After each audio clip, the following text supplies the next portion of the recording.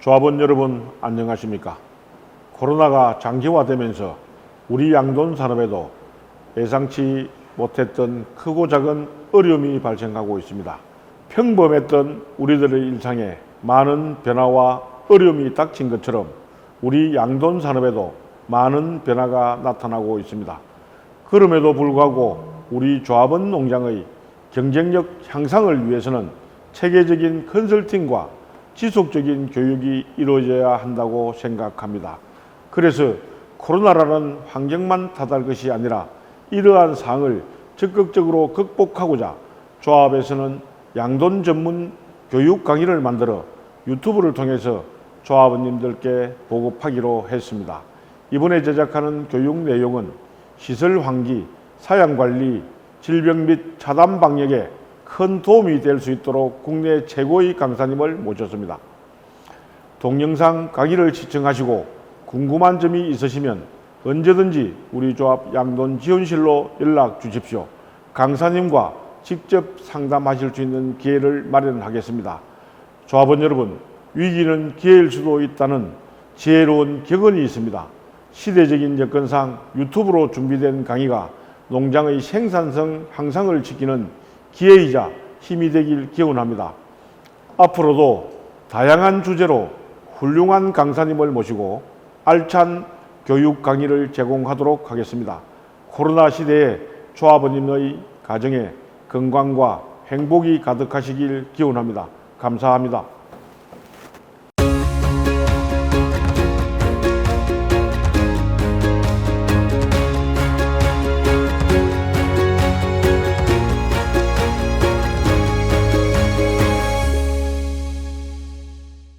네, 안녕하십니까. 네, 저는 마이크로 TS의 공수영 대표라고 합니다.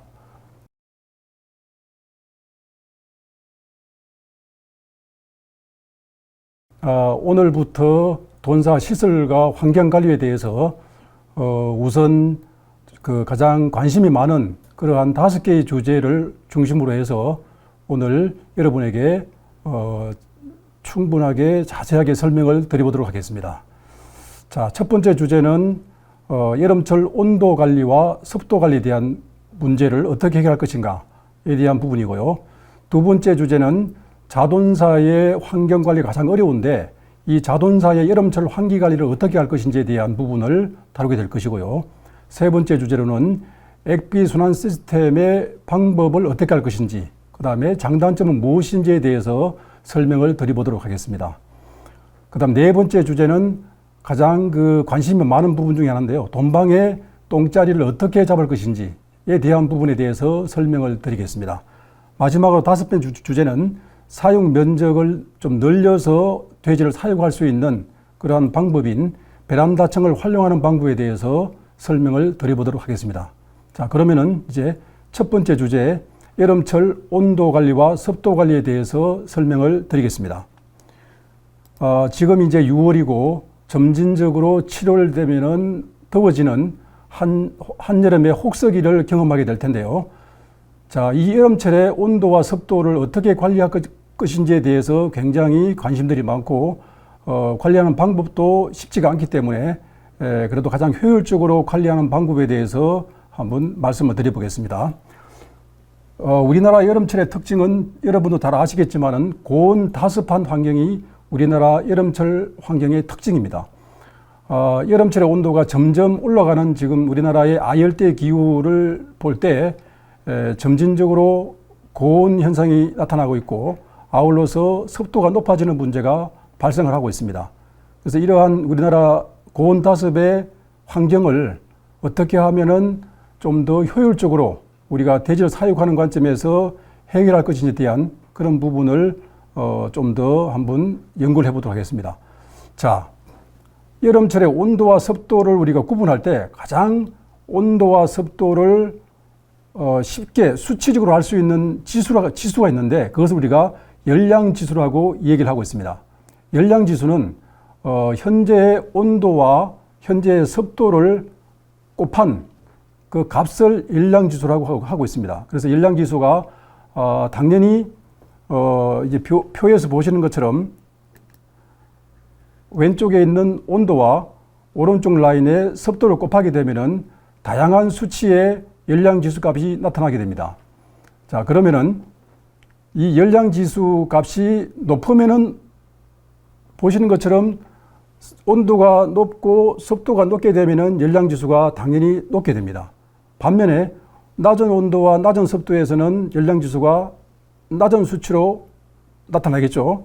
자, 그래서 우리가 원하는 열량지수는 가능하면은 더 낮은 수치로 갈 수 있는 것을 우리가 원하고 있는 것이죠. 자, 그렇다면은 여름철에 우리 동방의 온도가 33도에 이르렀다. 그 다음에 습도가 90%다. 그러면 여기서 33도의 온도와 90%의 습도를 곱하게 되면은 열량지수가 대략적으로 한 2800 정도가 나오게 됩니다. 그럼 2800이라는 수치는 우리가 이 도표에서 보는 것처럼 빨간 레드존이기 때문에 여름철에 피해를 볼 수 있는 그런 열량지수다. 이렇게 판단할 수가 있는 것이죠. 그래서 이 열량지수를 낮출 수 있는 방법은 두 가지죠. 온도를 낮추는 방법이 있고 아니면은 습도를 낮추거나 가장 이상적인 것은 온도와 습도를 동시에 낮춰주게 되면은 열량지수를 가장 효율적으로 낮출 수 있는 방법이죠. 그런데 온도와 습도를 동시에 낮추는 것은 그렇게 단순하지가 않습니다. 자, 온도를 낮추기 위해서는 쿨링 시설이 필요하게 쿨링 시설이. 그래서 쿨링 시설에는 여러 가지가 있는데 가장 많이 쓰고 있는 것이 현재로서는 쿨링 패드를 쓰고 있고요. 근데 이제 쿨링 패드가 비교적 저렴한 투자를 가지고서 온도를 내릴 수 있는 방법이긴 한데 문제는 쿨링 패드를 씀으로써 습도를 올린다는 것이죠. 그래서 이제 보통 여름철에 습도가 낮에는 한 70% 정도 유지하다가 아침과 저녁에는 80% 이상으로 올라가게 됩니다. 자, 그럴 경우에 쿨링 패드를 우리가 해가 떠서 한 낮 동안에는 가동을 시켜도 크게 습을 올리지 않는 그런 시간대이지만은 아침 저녁에 쿨링 패드를 쓰게 되면은 80% 90%의 현 습도가 더 올라가는 문제가 발생하게 됩니다. 그래서 이제 쿨링 패드의 단점은 아침과 저녁 시간에 쓰게 되면은 습도를 올리기 때문에 오히려 열량지수를 높이는 문제가 발생한다. 그래서 이제 쿨링 패드에 그런 한계점이 있기 때문에 이러한 부분을 해결하기 위해서는 그 냉방기, 소위 말하는 에어컨 시설을 통해서 열량지수를 낮출 수가 있습니다. 자, 그러면 에어컨의 효과는 온도를 떨어뜨리면서 상대적으로 습도를 떨어뜨릴 수 있는 그런 두 가지의 문제를 해결할 수 있는 것이 바로 에어컨입니다. 그래서 자, 우리가 현재 동방 온도가 35도인 경우에 냉방기를 써서 한 28도를 떨어뜨렸다. 그러면은 무려 7도를 떨어뜨리는 것이죠. 물론 이제 7도를 떨어뜨릴 수 있는 냉방 시설의 용량이 충분히 이제 구비가 되어야 되겠죠. 28도이고 그 다음에 28도로 떨어지게 되면은 습도도 당연히 70% 이하로 떨어지게 됩니다. 그러면 28도 곱하기 70%를 하게 되면은 열량지수가 한 1960 정도가 나오네요. 그러면 1960의 열량지수는 이제 우리가 이 도표에서 보는 것처럼 약간의 더위를 타긴 하지만은 그래도 돼지가 생활하는 데는 큰 어려움은 없다라고 판단할 수 있습니다. 그래서 여기 이제 열량지수 값을 보았을 때 2300이 넘어가면은 이제 돼지에게 위험한 수준의 그런 환경이 되는 것이고요. 그다음에 1800에서 2300 정도는 이것은 더위 대책이 필요하다. 그다음에 1300 이상은 더위를 탄다. 그래서 가장 적당한 온도와 이런 느낌을 가지는 것은 900에서 1300 정도다. 그다음에 그렇다고 열량지수가 너무 낮게 되면은 약간 추위를 느끼게 됩니다.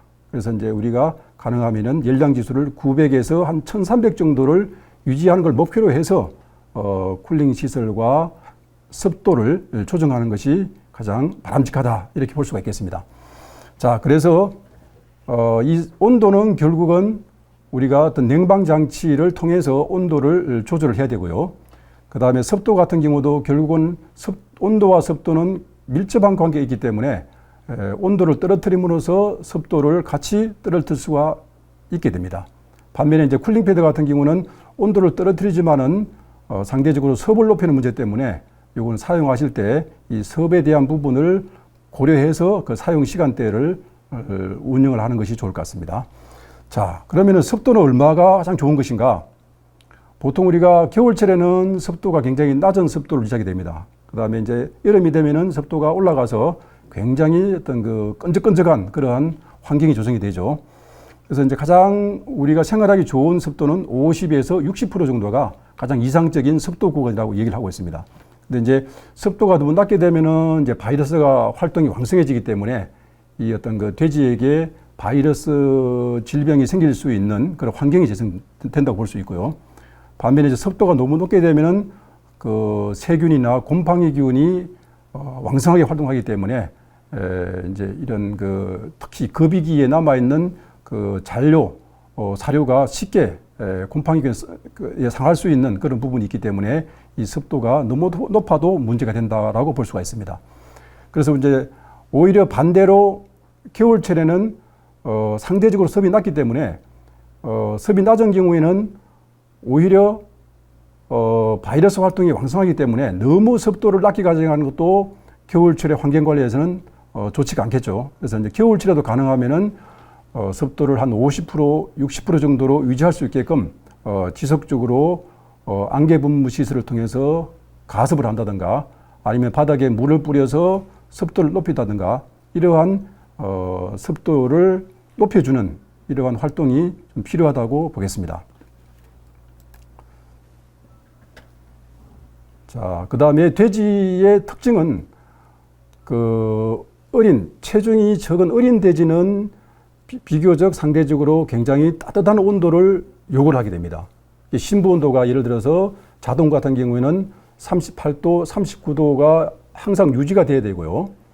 반면에 이제 돼지가 이제 점점 커서 체중이 이제 늘어나면서 비육돈이 되고 그 다음에 후보돈, 모돈이 되고 나면은 그때부터는 돼지의 체온이 자기가 원하는 체온이 점진적으로 하강을 하게 됩니다. 그래서 보통 자동 같은 경우는 원하는 온도가 28도에서 한 31도 요 사이가 자돈들이 원하는 온도가 될 테고, 그 다음에 모돈 같은 경우는 이제 비교적 시원한 곳을 원하기 때문에 한 20도에서 22도 정도의 그런 온도를 원하게 됩니다. 그래서 이제 이 도표에서 보시는 것처럼 체중과 온도와의 관계는 반비례다.